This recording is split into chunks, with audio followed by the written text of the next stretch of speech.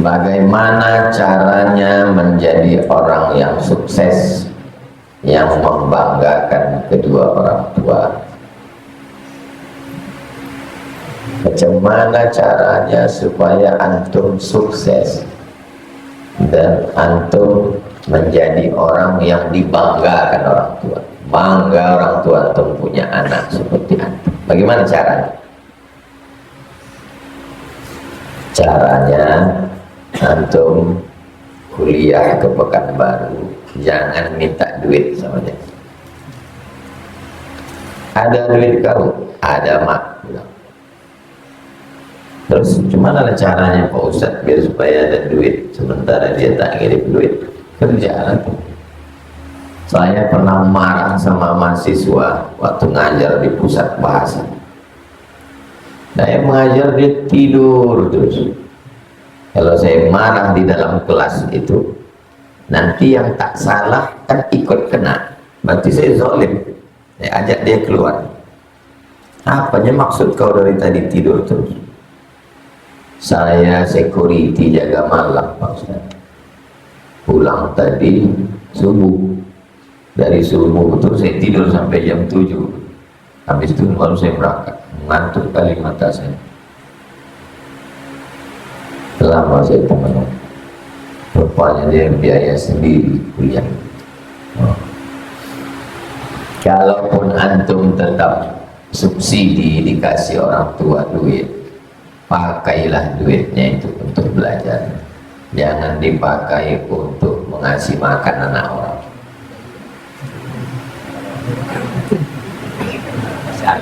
Jangan dipakai untuk yang tidak pada alokasinya, bukan untuk itu. Syukur-syukur untuk bisa menabung. Kalaupun tak bisa menabung, kalau belum bisa membiayai diri sendiri, paling tidak duit orang tua itu memang betul-betul untuk kuliah, untuk sewa rumah, kos-kosan, untuk minyak motor, untuk SPP, sementara mapan. Itu dulu pokok pangkal yang pertama, cerita duit itu. Karena kalau sudah masalah duit tak amanah, menguji orang tuh pakai duit. Siapapun orangnya uji pakai duit. Kalau jujur dia dalam masalah duit, insya Allah. Banyak orang bercakap jujur, pas dikasih duit hilang jujurnya. Setelah duit baru masalah sukses belajar. Serius belajar. Semester 1, 2, 3, 4, 5, 6 KKN, tulis skripsi, selesai. Habis itu cari kerja. Kalau sifatnya mau pendidikan, dosen, akademisi, lanjut S2. Susah-susah dulu. Mana ada hidup bisa langsung senang. Niatkan aku kuliah untuk membahagiakan orang tua. Kalau niatnya untuk orang tua, yang lain dapat. Tapi kalau niatnya untuk yang lain, orang tua belum tentu dapat. Saya berangkat 5 September ke Mesir. Aku mesti S1. Nanti habis S1 nih, aku mesti S2 ke Sudan. Habis itu nanti mesti aku S3. Setelah dapat ketiga ijazah, LC, MA, doktor, aku bawa nanti ijazah ini ke Malaysia. Aku mau jadi dosen di Kuala Lumpur. Karena gajinya di Malaysia besar. Di Indonesia dosen artinya gajinya 2 sen. Itu dulu yang ada di dalam pikiran saya. Saya cerita tentang pikiran saya pertama sampai ke Mesir. Berpikir otak saya. Aku harus menyelesaikan kuliah ini di 4 tahun. Habis ini aku nanti ke Sudan. Habis ini nanti doktor 2 tahun, 3 tahun, berarti umur 29 aku mesti doktor. Habis itu pulang jadi dosen, dapat duit, membawa emak ke Mekah. Itu cita-cita kita. Walaupun tak macam yang direncanakan, tapi ujung-ujungnya dapat juga. Walaupun tidak macam yang direncanakan. Kalau rencana saya sebelum umur 30, 24, 26, 27, 28, 29, baru doktor 2019, umur 42, baru doktor. Mak pun udah meninggal, berliku jalan saya. Tapi yang saya inginkan, mau ke Sudan dapat, mau ke Maroko dapat, mengajar di Malaysia dapat, mengajar di Brunei dapat. Bedanya, seandainya menurut saya dulu 24 LC, 26 MA, 29 doktor, ke Malaysia jadi dosen, rumah kampus, rumah kampus, rumah kampus, mati. Dibuat Allah berliku dulu. LC, MA, mengajar, doktor, masuk ke Talang Mama, masuk ke Bagan Beniu, masuk ke Merapi Berbaku, masuk ke suku Sakai, masuk ke Anak Dalam, baru ke Brunei dan ke Malaysia. Semua dapat.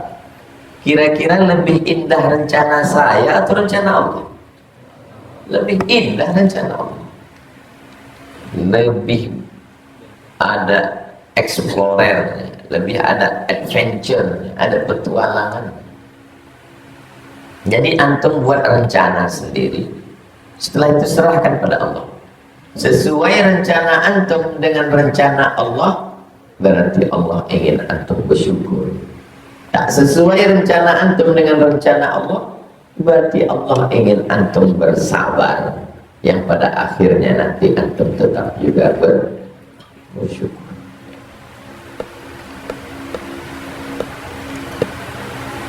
Jadi cita-cita pertama adalah untuk orang tua.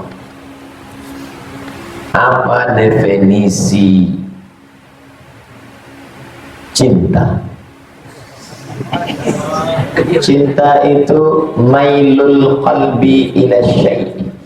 Itu cinta. Hub dalam bahasa Arab. Mailul qalbi ila syai'i, kecenderungan hati kepada sesuatu. Itu cinta. Ini ada teh, ini ada kopi. Mailul qalbi ila syai'i, kemana condong hati, itulah cinta. Condong ke teh, berarti cinta ke teh. Condong ke kopi, berarti cinta ke, tanpa alasan. Tak ada alasan. Saya suka teh, apa alasan? Tak ada. Kau suka apa? Saya kopi. Memang dari itu saya minum kopi, es kopi.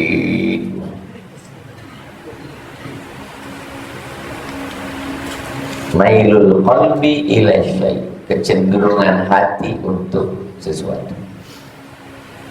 Ada Khadijah, ada Aisyah, ada Fatimah, ada Ruqayyah, ada Ummu Kulsum, ada Zainab, ada Asiyah. Hati antum kemana condongnya? Semua Pak Ustaz. Tak mungkin, gatal kan? Pasti ada condong ke satu-satu. Saya condong. Itu mailul qalbi ila syai'. Derajat yang paling bawah hub, dari hub naik ke atas rahmah. Hub itu masih menengok fisik, lebih putih, lebih ganteng, lebih tinggi, lebih cantik. Kalau bahasa orang Melayu, rambut bak mayang terurai, alis bak semut beriring, pipi bak bau dilayang, bibir bak delima merekah. Itu namanya hub. Naik dari atas hub namanya rahmah, kasih sayang. Innalillahi mi'ata rahmah, Allah punya 100 rahmah. Disimpannya yang 99 untuk dikasihnya nanti di akhirat. Yang turun ke dunia ini satu. Satu itulah yang memancar ke dalam hati. Satu itulah yang diambil ular sawah sehingga dia tak memakan telurnya.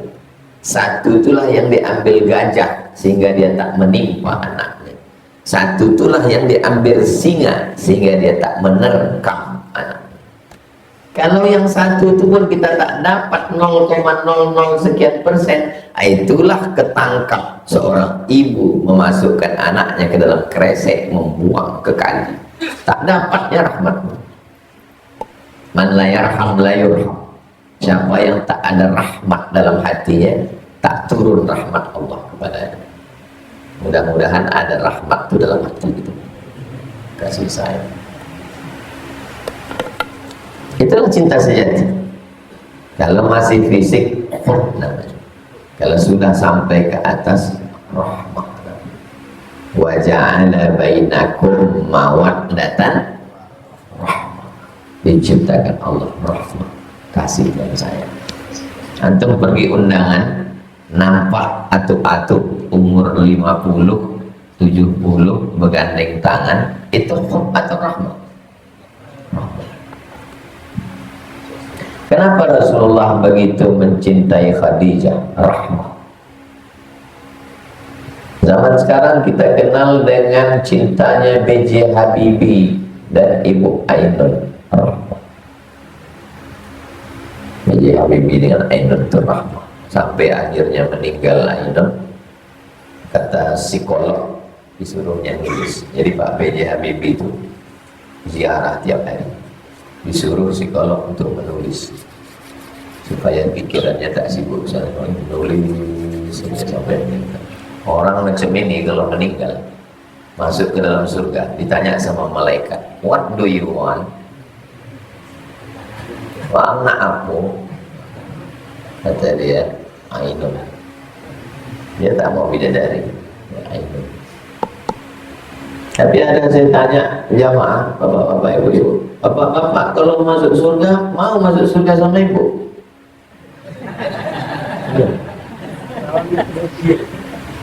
Habis ceramah itu tanya Ustaz, nanti kita kalau meninggal jumpa kita sama istri kita Pak Ustaz? Saya bilang, iya lah. Sedang di dunia aja saya tak tahan Pak Ustaz. Ini di akhirat Pak Ustaz. Berarti tak ada rahmah.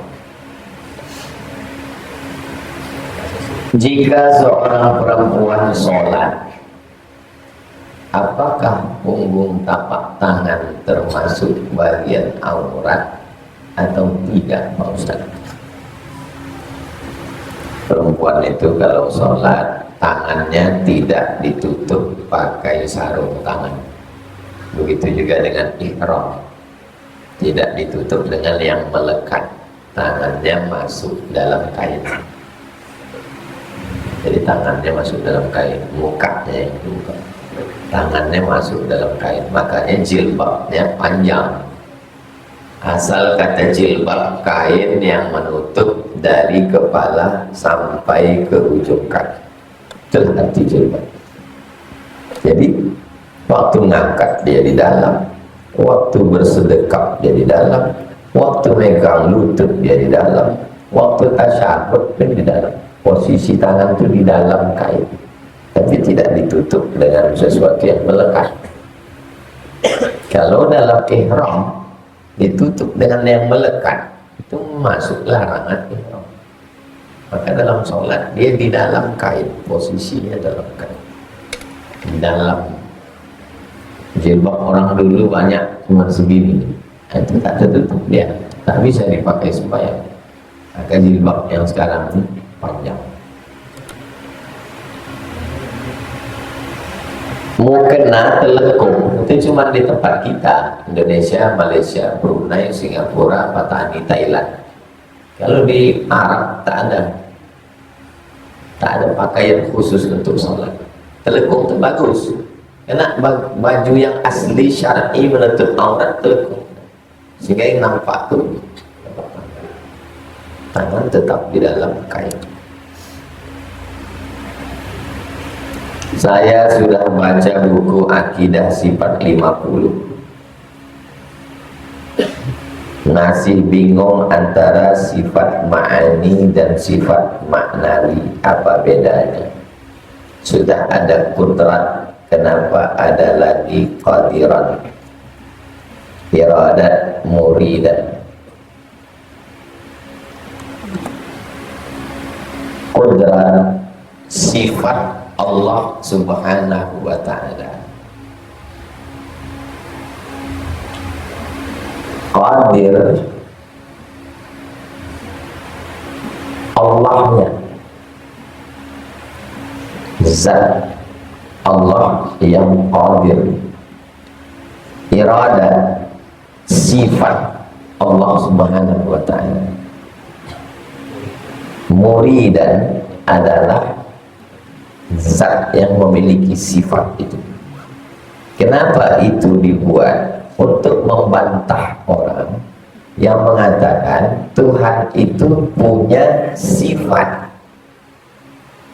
tapi dia tidak berbuat. Abdul Somad punya sifat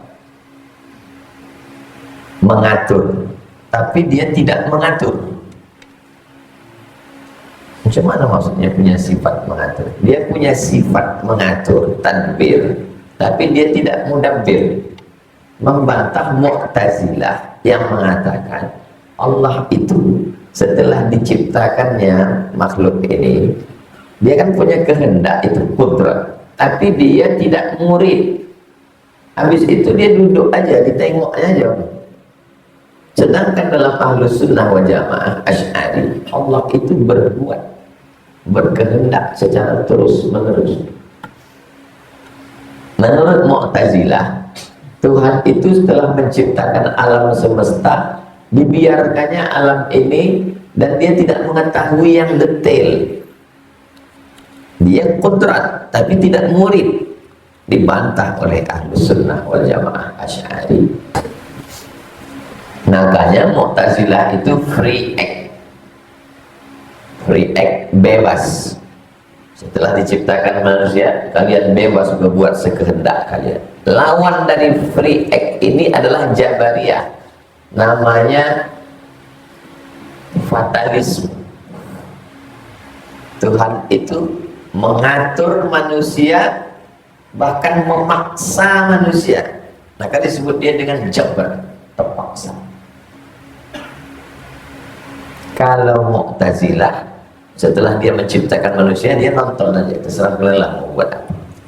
Kalau Jabariyah, dia ikut mengatur manusia itu macam wayang, sehingga manusia itu tak bisa berbuat. Dialah semua mengatur manusia, mengintervensi manusia. Tolak belakang, satu Qadariyah, Mu'tazilah, satu Jabariyah. Datang Asy'ari, Ahlus Sunnah wal Jamaah. Allah itu mencipta, dia juga mengatur, tapi tidak memaksa. Manusia punya ikhtiar, namanya al-kasb. Maka Allah itu iradat, dia punya iradat, tapi dia juga murid, karena dia memiliki kehendak terhadap makhluknya. Sesuai kehendak dia dengan kehendak kita, sejalan kehendak dia dengan kehendak kita. Kita disuruhnya bersyukur. Lain kehendak kita, kita hendaknya begini, dia tak sesuai kehendak, disuruhnya kita bersabar. Tentang masalah sifat kudrat, tak ada ikhtilaf kita dengan mereka. Tapi dalam masalah qadir, Allah subhanahu wa ta'ala berbuat, maka disitulah ikhtilafnya. Karena menurut Ahlus Sunnah, Allah subhanahu wa ta'ala itu tak putus perbuatannya sampailah nanti kita berjumpa dengan Allah subhanahu wa ta'ala. Wujuhun yawma idzin nadhirah ila rabbiha nadhirah. Datang orang menjumpai Imam Abu Hanifah, Imam Hanafi. Dia di atas mimbar. Mulhid ini ateis, nantang semua orang. Siapa di antara kalian ini yang mengaku bertuhan? Kalau memang Tuhan itu ada, apa kerja Tuhan itu sekarang? Ngapain Tuhan itu sekarang? Kata Imam Hanafi, boleh aku naik ke atas tempat kau tegak itu? Terus kau tegak sebentar di tempat aku ini, sebentar aja, kata Imam Hanafi. Boleh? Naik deh Imam Hanafi ke atas, orang itu turun ke bawah. Inilah kerja Tuhan sekarang. orang baik dinaikkannya ke atas, orang jahat diturunkannya ke bawah. Tu'izzu man tasya wa tudhillu man tasya. Jadi bukan berarti mereka tak bertuhan, mereka bertuhan. Cuma dia menganggap Tuhannya itu pasif. Tuhannya itu tak ngapa-ngapain, duduk aja setelah kalian, aku udah capek kali dah. Kalau kita Ahlussunnah wal Jamaah, Tuhan kita itu memandang, berkehendak, berbuat aktif, tapi tidak memaksa macam Jabariyah. Kalau Jabariyah Tuhannya memaksa, pengetahuan Allah itu memaksa. Apakah pengetahuan guru memaksa? Enggak. Saya guru, saya tahu anak nih kok tengok dari gaya-gayanya tak lulus. Apakah pengetahuan saya terhadap anak itu memaksa dia? Tidak memaksa. Menurut Ahlussunnah, menurut Jabariyah memaksa. Makanya Jabariyah ini menghancurkan syariat. Karena orang yang berzina, pas ditanya, kenapa kau berzina? Allah membuat begini. Jangan sampai itu masuk ke Jabariyah. Makanya mesti masak tauhid Asy'ari.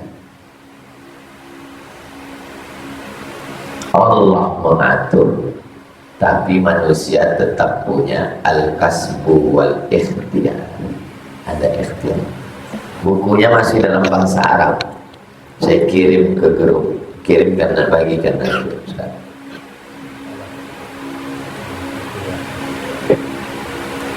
Siapa nama itu?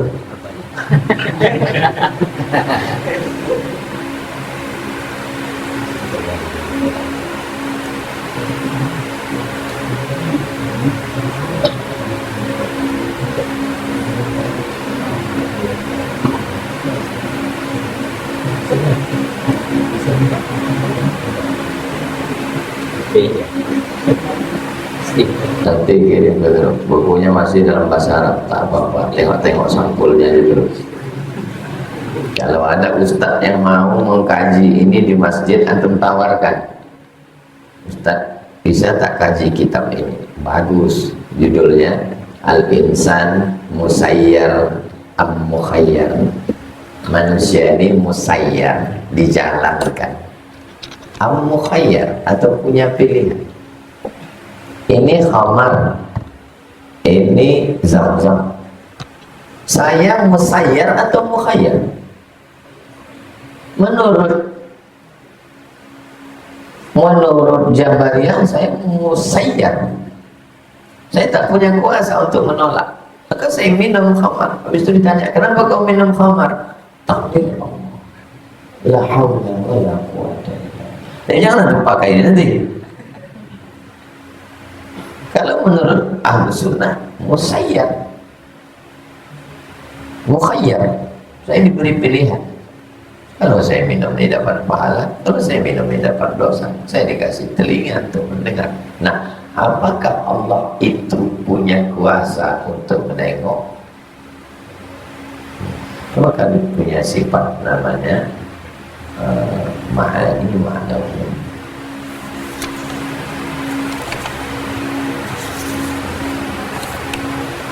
Apa hukumnya keluar nanah najis, pecah bisul? Karena ada tanda-tanda dia mau pecah, atau pecahkan dulu, bersihkan, pasang perban, tutup. Tapi tak tahu pecah pas sholat, maka batal sholatnya. Keluar nanah, keluar darah, dia bersihkan dulu baru dia ulang sholat.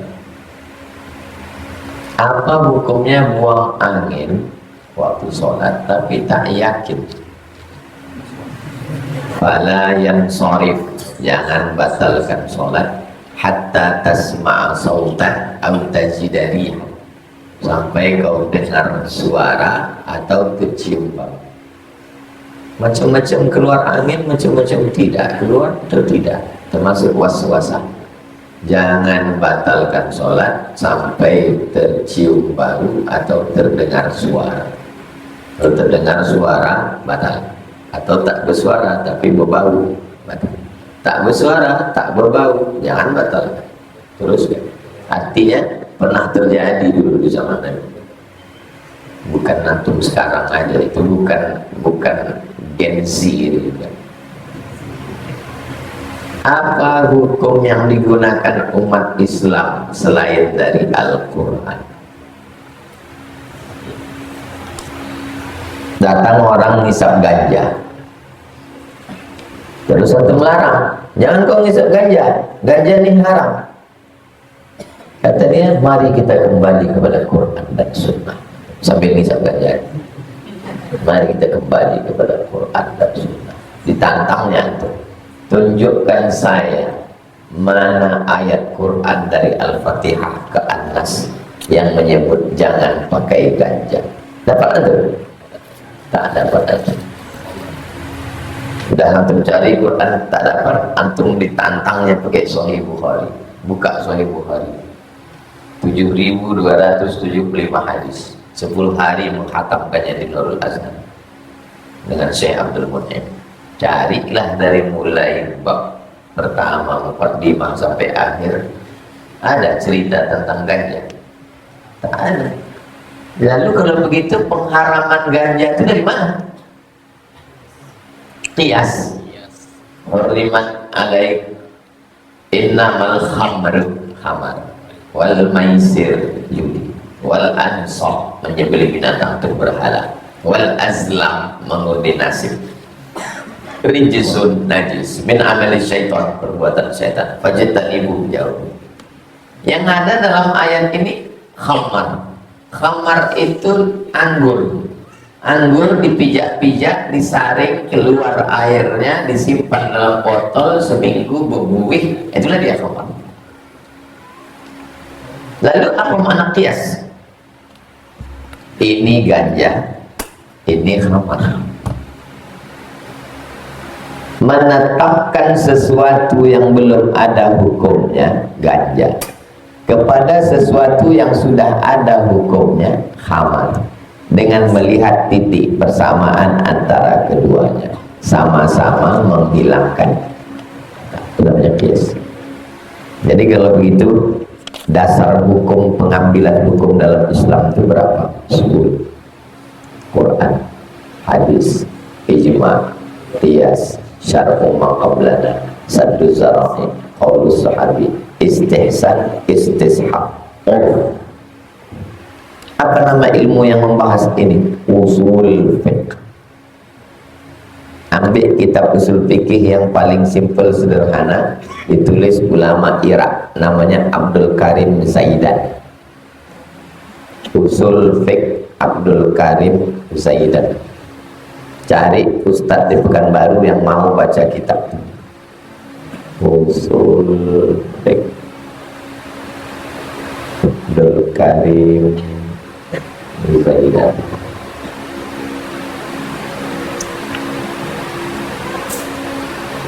PDF. Nah, itu dah. Al-Wajiz fi Usulil Fiqh Abdul Karim Zaidan. Jadi antum mondok tapi tidak di pesantren. Hadisnya Riyadhus Shalihin, tafsirnya cari tafsir apa, fikihnya fikih manhaji. Siapa ngajar manhaji? Ustaz Zulkikrami. Usul fikihnya Abdul Karim Zaidan. Minta supaya ustaz ini waktu ngajar jadwalnya jangan tabrakan. Jadi malam Senin antum fikih manhaji, malam Selasa usul fikih Abdul Karim Zaidan. Habis itu nanti belajar tafsir. Sehingga dalam seminggu itu dapat 7 mata kuliah. Berkitab semuanya. Berijazah semuanya. Tamat S1 paper-paper, tapi 7 kitab induk hatam. Itu kan keren. Tafsir, hadis, fikih, usul fikih, sirah. 5-nya aja pun dah mantap kali sudah. Tafsir Ibnu Katsir lah. Kalau Jalalain kecil kan Ibnu Katsir. Hadis Riyadhus Shalihin. Fikih manhaji. Usul fikih Abdul Karim Zaidan. Sirah cari Ar-Rahiq Al-Maktum Syekh Sofiur Rahman, tawarkan ke Ustaz, Ustaz kita di masjid ini ya, sinkronkan 5 jadwal nih, tamat antum S1, khatam 5 kitab ini, apapun fakultas antum jalan. Fakultas Saintek bisa ngajar 5 kitab, kan keren.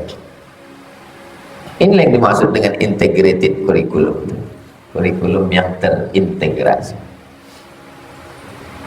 Itu tentang dasar hukum.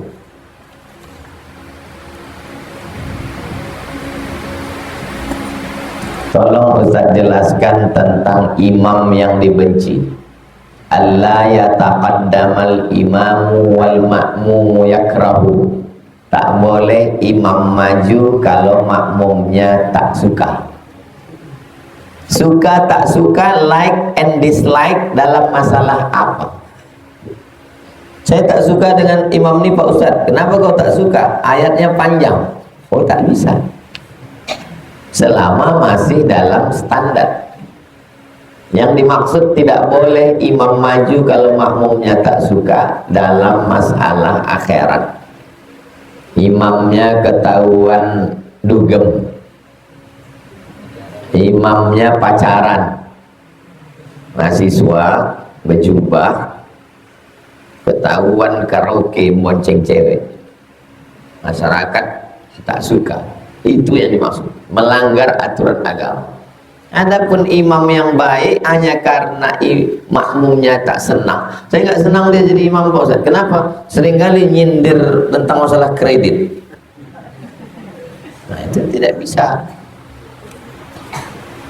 Kasus di suatu tempat, banyak masyarakat tak suka dengan imam karena dia suka ghibah. Ini yang betul imamnya atau makmumnya? Makmumnya betul ini, karena imamnya ghibah, menebar fitnah, menguasai dan tak menerima syarat. Ini kalian kudeta aja. Ngapain dia jadi imam lagi? Sehingga banyak orang yang menjauh dari masjid sementara dia tidak mau digantikan. Jumpai ketua pengurus yayasan, ganti dia. Harus segera, karena dia termasuk penyebab orang tak mau ke masjid. Imam kok riba? Kok bisa dia jadi imam? Dan jangan yayasan ini udah dibawa ke MK. Bagaimana dengan pengurus masjid yang hanya bangga dengan bangunannya, tapi masjid hanya dipakai sholat 5 waktu, tidak ada kegiatan lainnya seperti pengajian, TPQ, remaja masjid dan lain-lain. Sudah berjalan bertahun-tahun. Pengurus masjid mesti buat pelatihan pengurus masjid. Bisa hubungi Masjid Jogokarian Jogja atau Masjid Munzalan Ustadz Lukman Pontianak. Kumpulkan beberapa pengurus masjid untuk buat nanti acaranya pelatihan pengurus masjid bermasalah, supaya dilatih. Nah, nanti dilatih mulai manajemen keuangannya, kegiatannya. Di dalam masjid itu ada ibadah, ada dakwah, ada sosial, ada keilmuan. Keilmuan, Senin malam Selasa akidah, Selasa malam Rabu fikih, Rabu malam Kamis akhlak, Kamis malam Jumat tafsir surat Yasin, Jumat malam Sabtu usul fikih, Sabtu malam Ahad tabligh akbar, Ahad subuh pengajian khusus pemuda, habis ngaji sarapan bersama, habis itu pencak silat dan futsal. Kalau tidak aja anak muda tak tertarik, halaman masjid ada buat tempat olahraga. Jadi bagaimana masjid tetap ramai? Kalau tidak, masjid akan mati.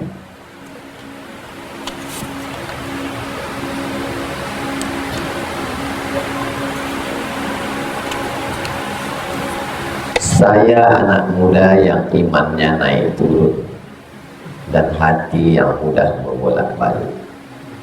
Bagaimana cara taubat nasuha dan agar tetap istiqomah? Pertama, ketahui dulu sebab imannya rusak ini apa. Sebab iman saya rusak karena masalah judi online.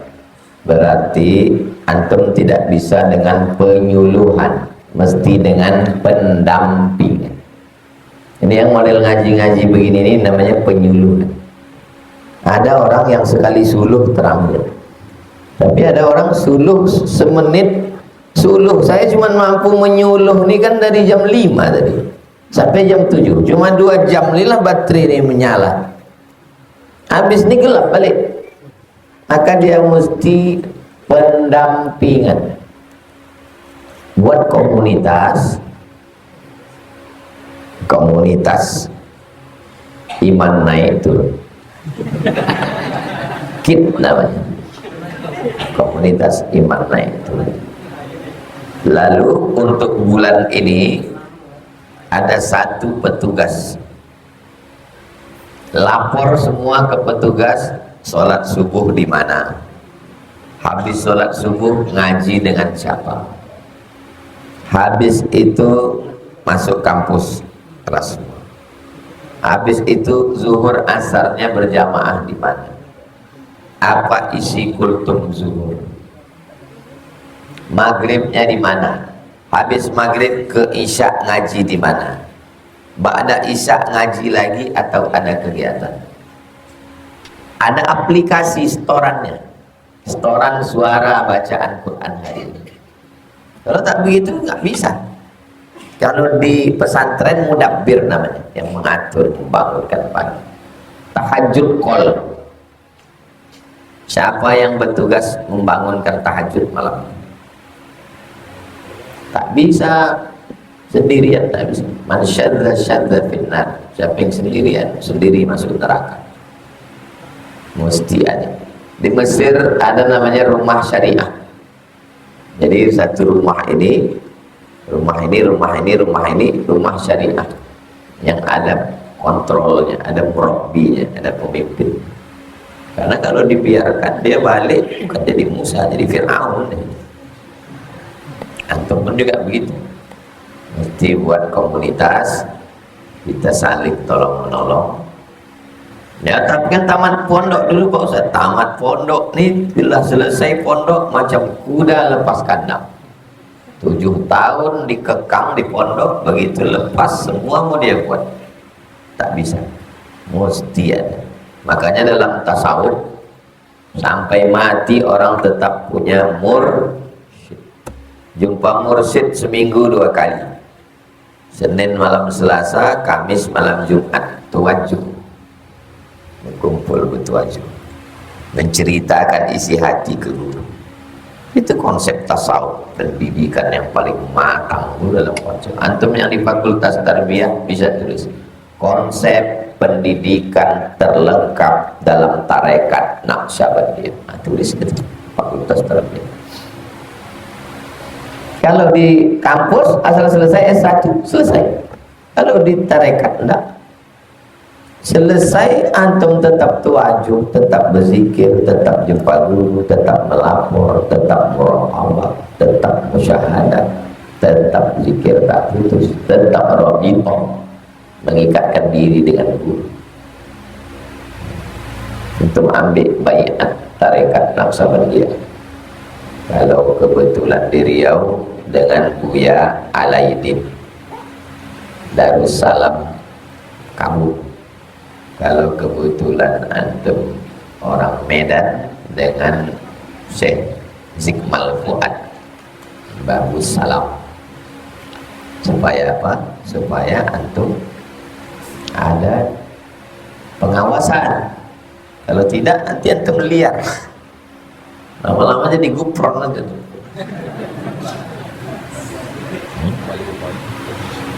Itulah kaji kita subuh ini. Di akhir majlis hari kita berdoa, setelah itu kita salat sunat isyraq 2 rakaat. A'udzubillahi minasyaitonirrajim. Bismillahirrahmanirrahim. Alhamdulillahirabbil alamin arrahmanirrahim maliki yaumiddin. Iyyaka na'budu wa iyyaka nasta'in. Ihdinas siratal mustaqim, siratal ladzina an'amta 'alaihim ghairil maghdubi 'alaihim waladdallin. Amin.